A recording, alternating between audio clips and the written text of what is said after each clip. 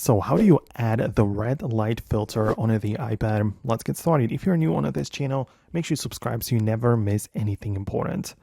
Okay, so on your iPad, you can check out the settings app as usual, but go to the accessibility section and try to find the display and a text size. Inside it there, we have a few options, but the one we are going after is the color filters.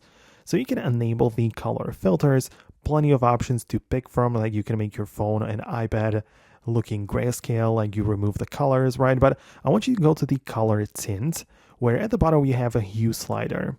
So slide it all the way to the left because it will apply the red light filter, right?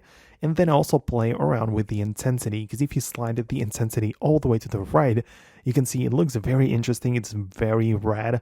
It's like very strong, right? So you're going to set it up that way if you prefer it, or I'm not sure exactly what you're going after, but this is where you can find it, right? And this is the red light filter.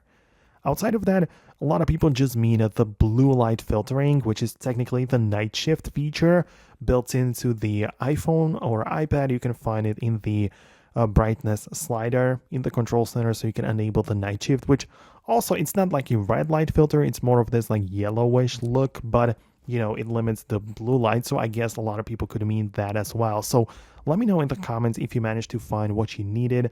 Thanks a lot for watching and your support, and I'll see you later in the next videos as well.